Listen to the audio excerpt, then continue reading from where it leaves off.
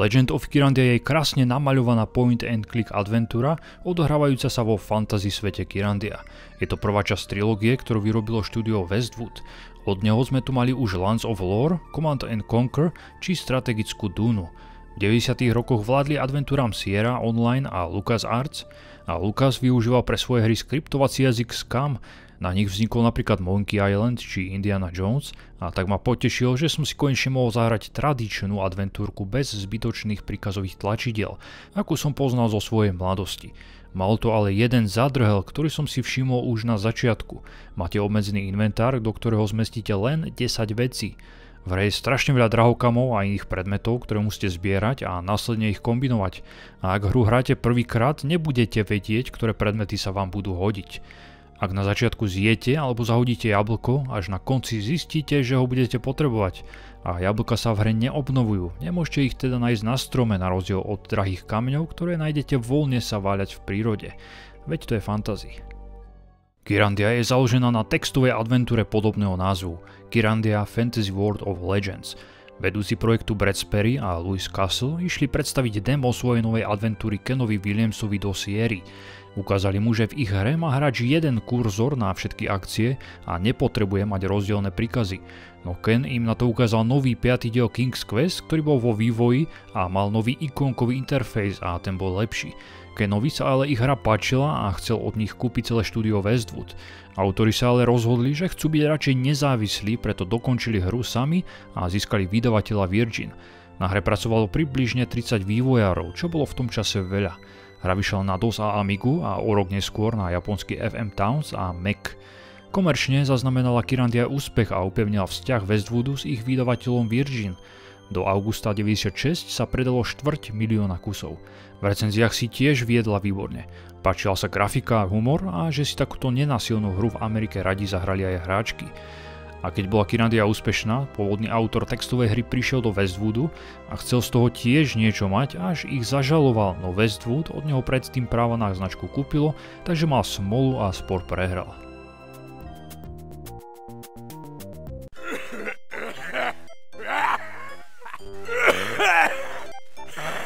Good morning, Nolby.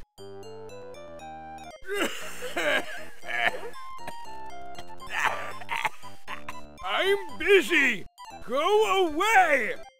Príbeh sa odohráva vo fantasy kráľovstve Kyrandia, v ktorom boli kráľ William a kráľovna Katarína zabití dvorným žašom Malcolmom.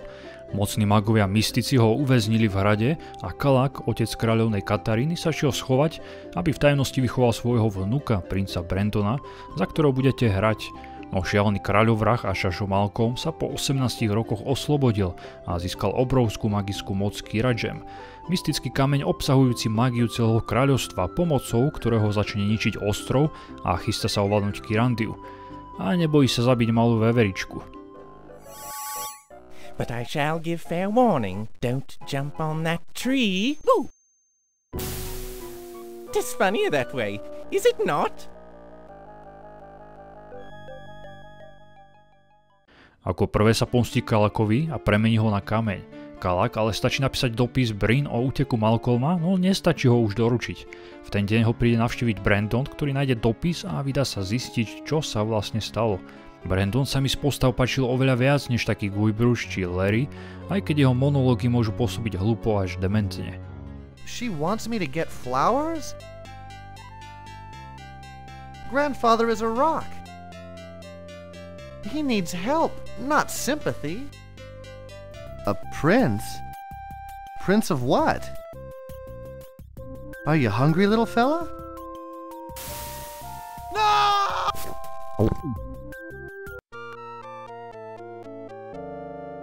Pritom od stromu zistíte, že bol vyvolený zachrániť Kyrandiu.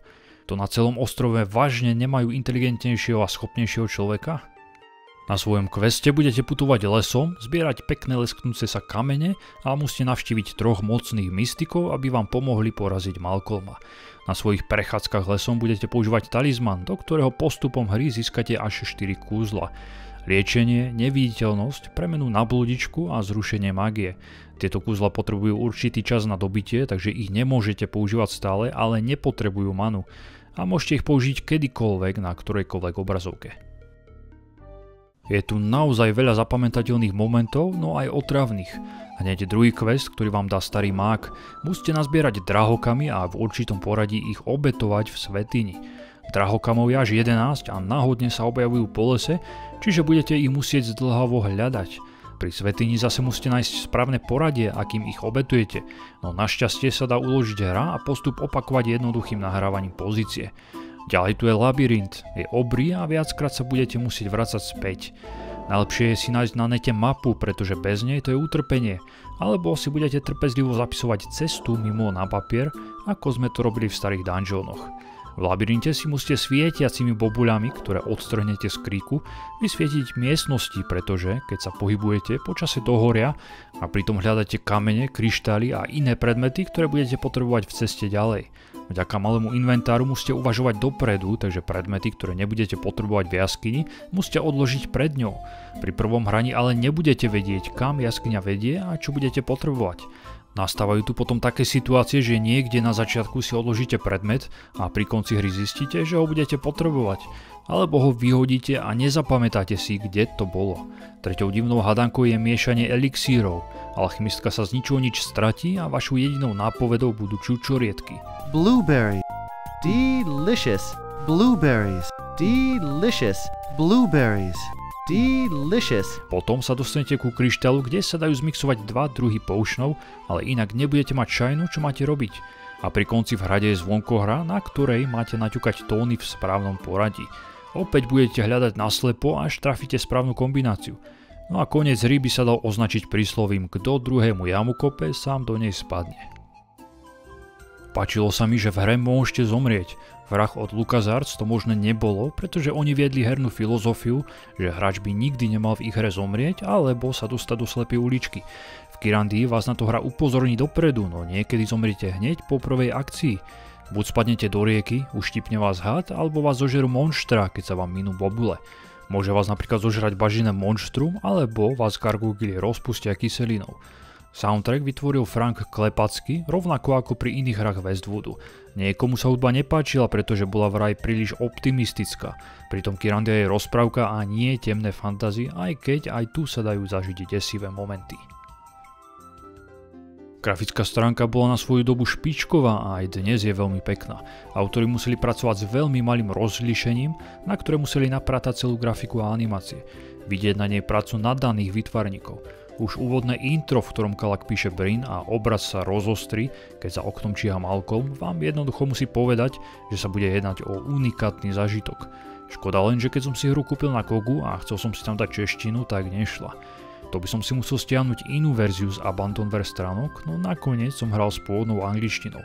Hra obsahuje aj dubbing a bez neho sa táto adventúra neoplatí hrať, aj keď sa mi až tak nepáčil. Brandona nadaboval Jozef Kucan. Mohli ste ho vidieť v animačkách pre Command & Conquer ako postavu Kaina. Legend of Kyrandia vyniká krásnou audiovizuálnou stránkou a slušnými dialogmi a humorom, na druhej strane ovládate hlúpeho hrdinu a na vyriešenie niektorých puzzlov musíte použiť návod, inak sa budete trápiť. Aj pre tieto mínusy je Kyrandia dobrá adventúra, ktorú musím jednoznačne odporučiť. Z podobných hier si zahrajte sériu King's Quest alebo Quest for Glory, keďže aj tam môžete svet voľne preskúmavať.